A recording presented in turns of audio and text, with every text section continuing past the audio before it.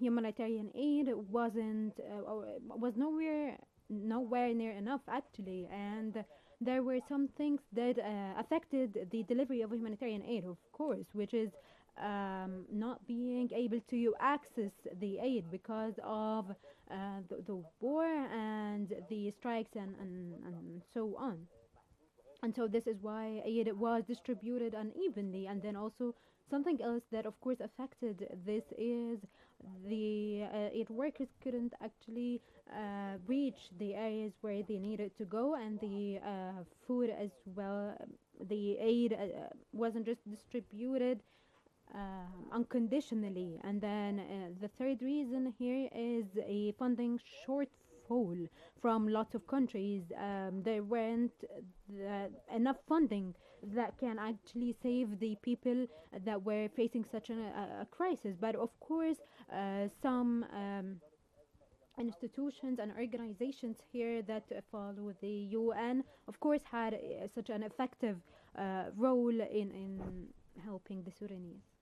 Right, if I may turn here to the Egyptian role, which has had a tremendous effect on the situation in Sudan, or the developments in Sudan. How has Egypt's clear commitment to Sudan's sovereignty and territorial integrity shaped its mediation role, and how influential has this stance been in the region? Been very clear. And they were clear from the very first day. They want to protect Sudan and keep it as a whole.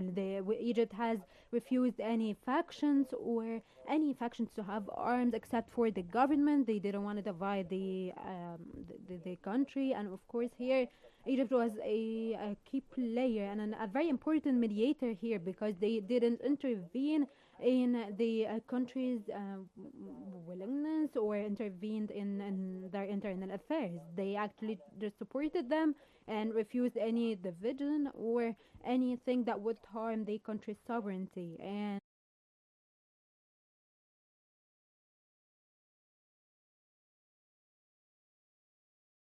just respecting the government and not having any other factions have arms, and then also starting some kind of a committee in Sudan that can actually help both sides here to reach a resolution and to reach a ceasefire. And then Egypt has also refused any international interventions that supported war or a worse situation than the one we are in.